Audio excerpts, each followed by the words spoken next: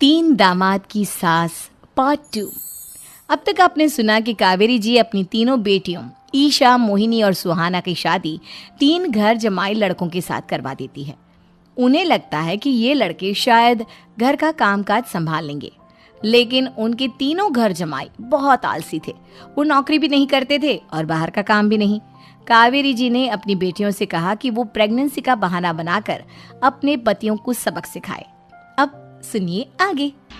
Mummy, आपने जैसा कहा था हमने वैसा ही किया, लेकिन देखिए ना, विवेक का हाल तो वैसा का वैसा ही है। घर में ना सुबह का नाश्ता बनता है और ना खाना। नौकरी पर जाने की बात करूं तो खाने को दौड़ते हैं मुझे। हाँ मम्मी, मैंने भी सुमित को कितनी बार कहा कि अगर नौकरी नहीं करनी तो कोई छोटी सी दुकान ही खोल लो। घर का खर्चा कैसे चलेगा? देखो दोपहर के 12 बजने आए और जनाब अभी तक सो रहे हैं। हाँ मम्मी, ईशा और सुहाना ठीक कहती हैं। अविनाश का भी यही हाल है। जब मैंने अपनी प्रेगनेंसी के बारे में कहा तो मुझसे कहने लगा, अरे दूसरी लड़कियां तो 9-9 महीने तक नौकरी करती है, बस डिलीवरी के टाइम छुट्टी लेती है। मोहिनी, तुम भी नौकरी करो। अब मुझे कहाँ नौकरी मिलेगी? मम्मी बताओ, अब मैं क्या करूँ? हे भगवान, क्या सोचकर घर जमाई दामाद लाई थी मैं कि मेरी बेटियां मेरे पास रहेंगी और खुश रहेंगी, लेकिन इन आलसी दामादों ने तो हमारी जिंदगी को भी प्रॉब्लम में डाल दिया है। मैं तो कहती हूँ मम्मी, हम लोग वापस अपनी जॉब पर जाना शुरू कर देते हैं। बता देते हैं इन लोगों को कि हमने प्रेगनेंसी का बहाना किया है। नहीं नहीं बेटा, ऐसी गलती भी मत करना। अगर तुमने ऐसा किया तो इन तीनों की आदत और खराब हो जाएगी। अरे आज नहीं तो कल कभी तो तुम प्रेग्नेंट होगी, तब वापस यही प्रॉब्लम आएगी। तब क्या करोगी तुम तीनों? हाँ मम्मी, आपकी बात तो बिल्कुल सही है। इन लोगों को तो सुधारना ही पड़ेगा। लेकिन कैसे? अपने बच्चों के आने की खबर सुनकर भी इन लोगों पर कोई असर नहीं हो रहा। पैसे कमाने के लिए घर से बाहर निकलना ही नहीं चाहते ये तीनों। अब मेरे दिमाग में एक प्लान आया है। तुम तीनों चिंता मत करो, उन तीनों को बुलाओ, फिर मैं बात करती हूँ। थोड़ी देर बाद कावेरी जी अपने तीनों दामादों को सामने बुलाकर अपनी बात कहना शुरू करती हैं। अविनाश, सुमित और विवेक, देखो बेटा, मैं ना तुम तीनों से बड़ा प्यार करती हूँ, इसीलिए तो तुम्हें घर जमाई बना कर रखा है मैंने। अरे मम्मी जी, सीधे सीधे कहिए ना, क्या बात है? प्यार तो हम भी आपको बहुत करते हैं। अरे मम्मी जी, आपकी इज्जत भी बहुत करते हैं। अरे भाई, आपके जैसी सास और कमाने वाली बीवी सबको मिलती है क्या? हाँ मम्मी, विवेक और सुमित ठीक कह रहे हैं। आपकी बेटी से शादी करके मेरी तो जिंदगी ही अच्छी हो गई है। जानती हूँ मैं, और ये भी जानती हूँ कि तुम तीनों अपने अपनी बीवियों से बहुत प्यार करते हो। बेटा, बात ऐसी है कि हमारे कुल गुरु ने कहा है कि प्रेग्नेंट होने के बाद मेरी तीनों बेटियां शुरू के 4 महीने हमारे गांव में जाकर रहेगी, जहां मेरे चाचा जी रहते हैं। अरे लेकिन क्यों मम्मी, गांव में जाकर रहने की क्या जरूरत है इन तीनों को? वो क्या है ना बेटा, हमारे परिवार को एक श्राप है। अगर मेरी बेटियों ने यहाँ पर बच्चा पैदा करने की कोशिश की तो उनके बच्चों को कुछ भी हो सकता है। इसलिए अब से लेकर 4 महीने पूरे होने तक इन्हें गांव वाले घर में रहना पड़ेगा। हाँ, तो इसमें प्रॉब्लम क्या है मम्मी जी? हम भी वहाँ जाकर रहेंगे, पिकनिक मनाएंगे। अरे भाई, बीवी जहाँ हम भी वहाँ। हाँ यार, आइडिया तो बहुत अच्छा है। शहर की ज़िंदगी में रह रहकर परेशान हो चुके हैं, अब कुछ दिन गांव में बिताएंगे। तुम लोग समझने की कोशिश क्यों नहीं करते? तुम में से कोई भी वहाँ नहीं जा सकता, और मैं यहाँ रहूँगी ना तुम तीनों के साथ। 4 महीने की तो बात है, उसके बाद ये तीनों ही लौट कर आ जाएंगी। ठीक है मम्मी जी, अब हमारे बच्चों का सवाल है तो ये तो करना ही पड़ेगा। कावेरी अपनी तीनों बेटियों को कुछ दिन के लिए घर से बाहर कहीं दूसरे शहर में रहने के लिए भेज देती है।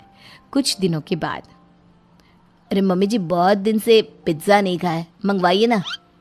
क्या बताऊं बेटा, पहले तो बेटियां खर्चा दे देती थी क्योंकि उनकी नौकरी थी, लेकिन अब तो मेरे पास पैसे ही नहीं बचे। थोड़े बहुत पैसे हैं जो बच्चों की डिलीवरी में काम आएंगे। लेकिन मम्मी जी, आपकी बेटियों को वापस आने में तो अभी बहुत वक्त बाकी है। वही सोच सोच कर परेशान हो रही हूँ। सोच रही हूँ कल से दूध भी बंद करवा देती हूँ। अब दूध वाले को देने के लिए पैसे भी तो नहीं है ना। अरे नहीं नहीं मम्मी जी, अगर दूध भी बंद करवा दोगी तो मुझे चाय कहाँ से मिलेगी? और चाय के बिना मैं तो मर ही जाऊंगा। क्या करूं बेटा, इसके अलावा हमारे पास कोई ऑप्शन नहीं है, मेरे पास पैसे ही नहीं बचे। इस तरह कावेरी जी धीरे धीरे अपने तीनों दामादों को पैसे देना बंद कर देती हैं और घर में खाने पीने की चीजें लाना भी बंद कर देती है। अब वो तीनों बुरी तरह से परेशान होने लगे थे और इसलिए एक दिन तीनों प्लान करके घर से बाहर निकलते हैं और बाजार में जाने के बाद यार अच्छा खाना खाए हुए कितने दिन हो गए, पता नहीं कब अच्छा खाना मिलेगा। हमारी बीवियों के जाने के बाद तो हमारी हालत भिखारियों जैसी हो गई है यार। कुछ भी हो, मुझे तो आज पिज्जा खाना ही खाना है। जेब में 1 रुपया नहीं है और पिज्जा खाएगा, कहाँ से आएंगे पैसे? अरे देख वहाँ सामने बोर्ड पर क्या लिखा हुआ है, कंप्यूटर पर काम करने के लिए एक आदमी की आवश्यकता है।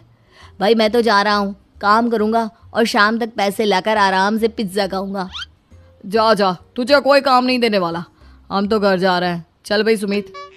सुमित और अविनाश वहाँ से चले जाते हैं और विवेक उस कंप्यूटर शॉप पर सारा दिन काम करके 5,000 रुपये कमा कर घर लौट कर आता है और अपने खाने के लिए अच्छी अच्छी चीज़ें भी लेकर आता है। ये देखकर विवेक और सुमित के दिल में भी कुछ पैसे कमाने की इच्छा जागती है। अरे सुबह सुबह कहाँ चल दिए तुम? मम्मी जी एक बहुत अच्छी जगह मिली है, कंप्यूटर पर काम करने के 5,000 मिले थे कल मुझे। अगर रोज़ काम करूँगा तो पूरे 40,000 की तनख्वाह। अरे वाह, ये तो बहुत अच्छी बात है दामाद जी, आपको जाना ही चाहिए। सुमित और अविनाश विवेक को इस तरह तरक्की करते देखकर परेशान हो जाते हैं और वो दोनों भी काम की तलाश में निकल पड़ते हैं। धीरे धीरे उन दोनों को भी काम मिल जाता है। अब कावेरी के तीनों दामाद छोटी मोटी नौकरी करके अच्छा पैसा कमाने लगे थे। एक दिन कावेरी उन्हें अपने पास बुलाती हैं। अरे वाह, विवेक 40,000 कमा लेता है, अविनाश 60,000 और सुमित तुम भी 40,000 के आसपास कमा ही लेते हो। कुल मिलाकर तुम अच्छे खासे पैसे कमा रहे हो बेटा। हाँ मम्मी जी, बहुत मज़ा आता है जब महीने के एंड में मोटी रकम हाथ में आती है। पूछिए मत मम्मी जी, घर में रहकर रोटी बना बना कर और तो जैसा महसूस होने लगा था मुझे तो। हाँ बेटा, तुम तीनों की बात तो बिल्कुल ठीक है और जानते हो अब तुम तीनों की पत्नियां भी वापस लौट कर आने वाली है। लेकिन मम्मी जी अभी तो उन्हें गए सिर्फ 2 महीने हुए हैं, आपने तो कहा था वो 4 महीने के बाद लौट कर आएंगी। ऐसा कुछ नहीं है बेटा, मैं सिर्फ तुम तीनों को सबक सिखाना चाहती थी कि आदमी घर में बैठकर बीवी की कमाई खाता हुआ अच्छा नहीं लगता। इस दुनिया में हर इंसान को मेहनत करनी चाहिए, काम करना चाहिए, चाहे वो औरत हो या आदमी, ताकि अपने परिवार को संभाल सके। कावेरी की बात सुनकर उन तीनों को अपनी गलती का एहसास होता है और कावेरी उन्हें सच बता देती है कि ईशा, सुहाना और मोहिनी शहर में ही कहीं दूसरी जगह रह रहे थे। शाम के वक्त उन तीनों की पत्नियां लौट कर आ जाती है और कावेरी जी का परिवार एक खुशहाल परिवार की तरह रहने